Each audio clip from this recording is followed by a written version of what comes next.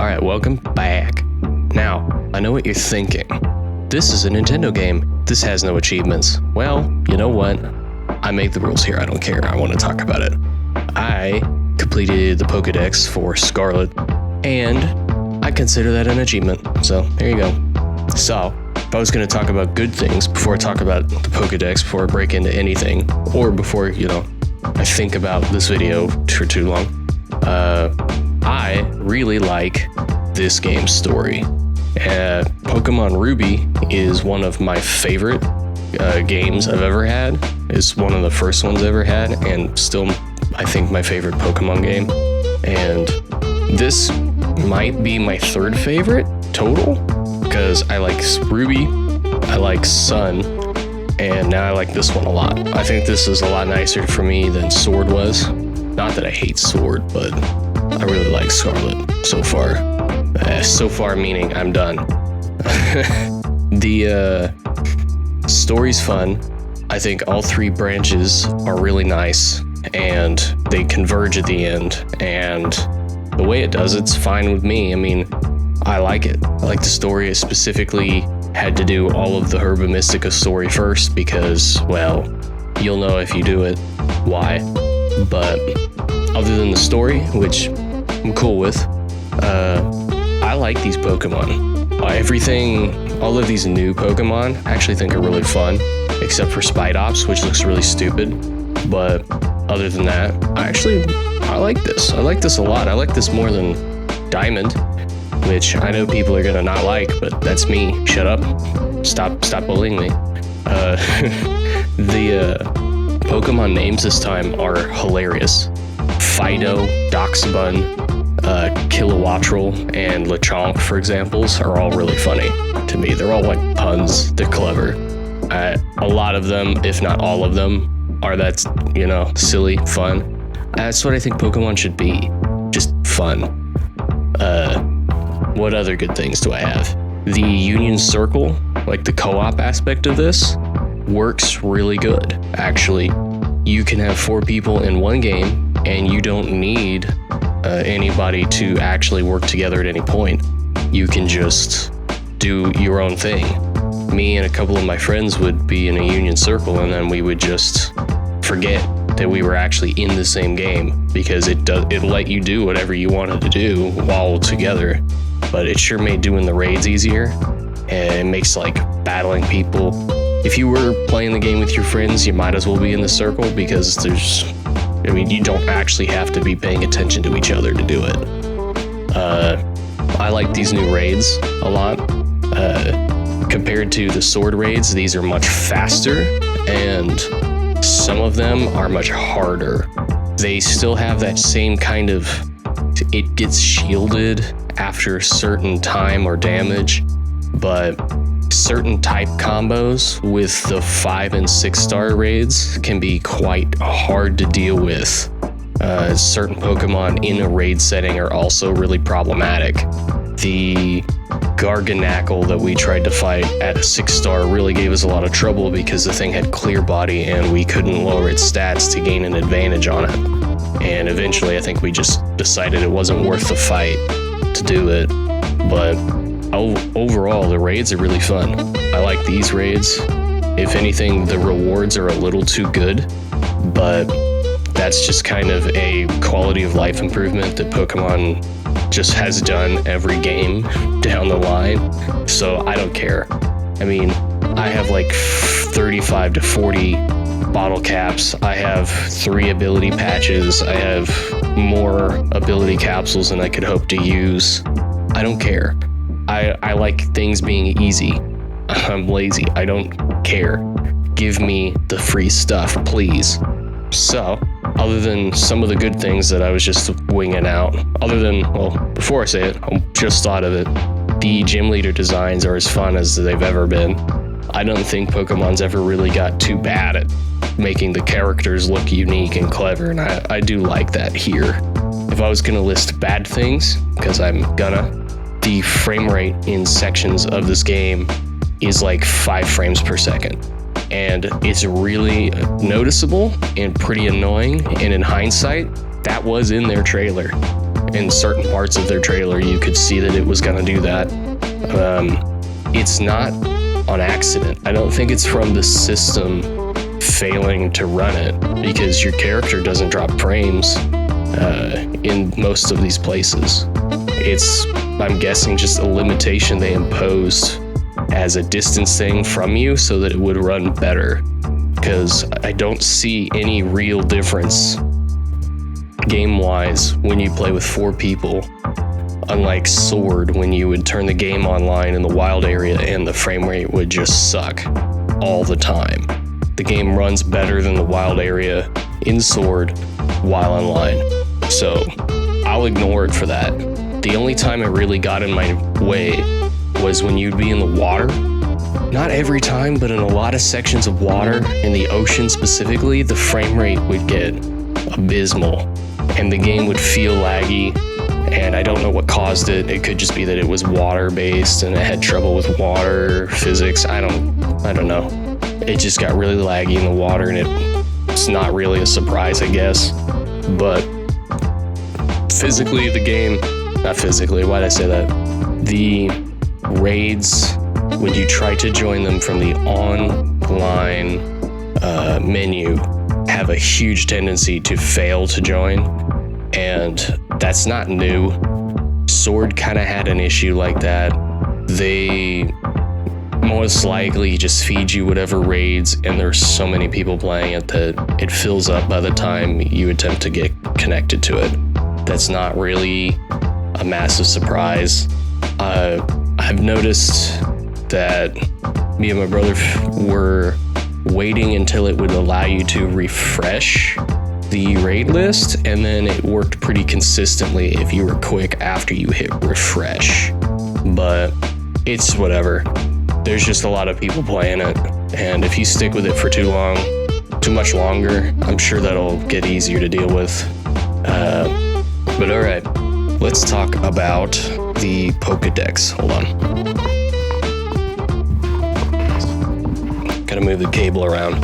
This is, I don't know, about par for the course. If you've ever tried to complete a Pokedex before, or you've actually ran the Pokedex, I don't know what I'm talking about.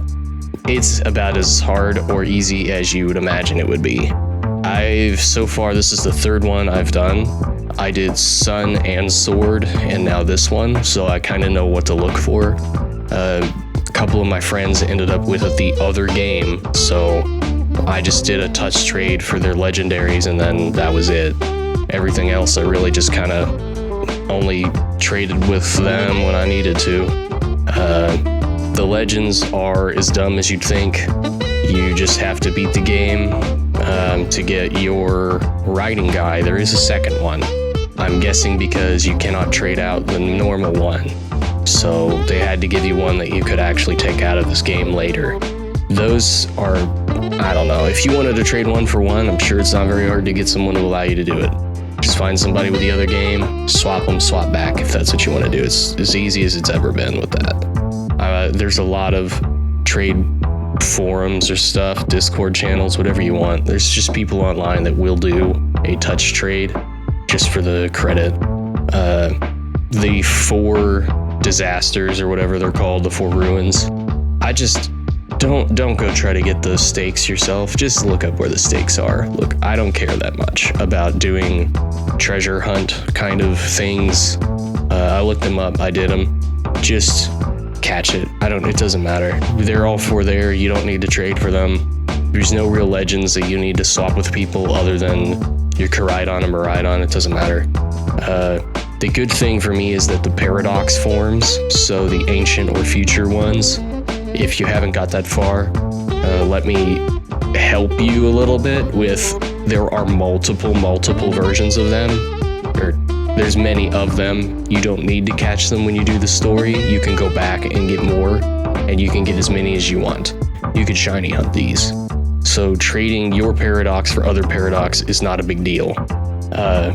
Same as it's really ever been with the Pokedex. The ones that tend to be kind of an issue are the trade to evolve ones, because you really need somebody to help you with it, or you need to be able to find it on the map. I think many of them are actually findable and catchable. I had just looked at Guide Up a minute ago. I know this one's not a trade to evolve, but like Magnezone and Garchomp are actually on the map somewhere. So I don't know if Scizor, Gengar, or Slowking are anywhere, but my friend already had a Scizor, so all I really did was swap with him.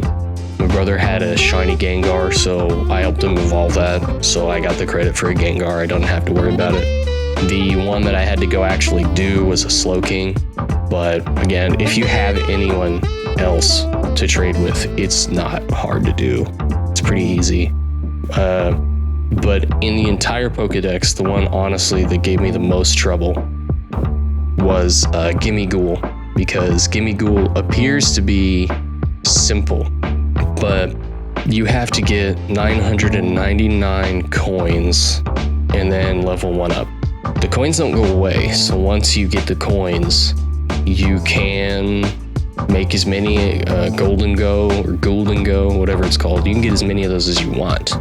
So it's likely that those are going to be tradable really early on, since most people probably don't care enough to go get these coins.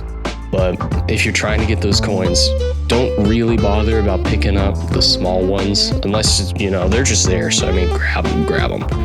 But the chest forms that spawn on the watchtowers and in a few other places like ruins, those are your money, because they're worth anywhere from 10 to 1. I'm told it could have 700 triple sevens, but I never got that. The highest one I ever got had 200 or 300. Just go ahead, hunt those. But the reason that they're hard is that they seem to not respawn very quickly. I was getting really mad at that. I forgot to try the encounter power sandwiches for that. I should have, but I forgot. And eventually I did get one. I did get enough coins, so that was the last one I had to do. Really, the Gimmighoul seems to be the most annoying, but if you go online and you use the trade system and you link trade with people, I don't know if it used to do this, I don't believe it did, but the link trade will show other players what you don't have and will show you what they don't have. So you can easily go online and just offer up stuff that it tells you the other person doesn't have and see if they'll give you stuff that you don't have. I did that maybe for two people, like a couple Pokemon. Nothing that I couldn't have done, but I didn't have to go catch an Abomasnow. But, you know, Beartic, it just saved me the trouble of going on the mountain since somebody just sent me them. But you can trade for this stuff. It's not as hard as it sounds. Especially if you had somebody else that had almost all the Pokemon, they could easily just complete the dex for you by just sending you everything and sending it back. Like, it's as hard as you make it. Trying to do this without help is what's hard. But even then, don't worry about it. It is worth mentioning before I stop that there are like 4 Pokemon that only evolve when they walk a certain amount of steps in their special go mode. So keep that in mind. I think the Pomo, I think maybe that Dung Beetle. I can't remember all of them. Yeah, I don't remember. But a different one that's worth bringing up. Oh God. My computer tried to lock itself. A different one worth bringing up is the Palafin, because you have to be in a union circle with other players and level it up to get that to evolve. Or Finizen into Palafin, yes. But other than that, it's not that hard. Look them up. Look up how to evolve them. Just do it. It's whatever. Alright. Last couple things before I go. The shinies in this game are some of the easiest. They're not as easy as Arceus, but if you do the requirement to get the shinies to appear, they sure show up a lot. This is probably the easiest one I've had because I didn't play Arceus. And now that you have the shiny charm, or now that I have the shiny charm, or you, I don't know what you did.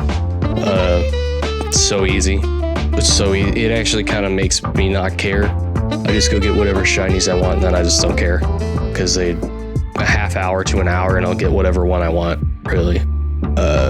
Last thing to mention, the stats on these new Pokemon in the battle aspect are nuts. They're almost all threatening. Recently, I think 2 more got pushed up into Uber on Smogon, which is interesting. A new Houndstone was there and a new Fluttermane was there, but I believe the Delibird got kicked up, the Iron Delibird, which is not surprising to me since I've been getting like wrecked by those. And the, what was it called? Oh, Palafin. Palafin was kicked up into Uber, which I don't know if that's worth it to be an Uber, because if I haven't had as much trouble with those as people are saying, but I don't know if it's because I'm just not running things that are that weak to water. But mark my words, the next 2 that are going to get pushed up into Uber are either Mousehold or Kingambit, because Kingambit is more threatening than Palafin, I feel. But either way, the Uber tier in this game is going to be weird. But yeah, that's all I get from me. Here's an achievement review on a game with no achievements because I like the Pokedex. And shut up, it's my channel. If you didn't, let's do the silly YouTube thing. Do I get to say like and subscribe? I did. I just said it. Haha. Send me a game. You want me to play a game? You got a game with achievements? Let me play it. I had a couple people actually send me recommendations on the last video. I'm still looking at those, so I don't know if either of those people are listening to this one, but I am looking at those. I'm messing with them, so it just takes a while to actually complete things, and I like Pokemon, so don't hate me. But yeah, I'll see you next time, boy. See you.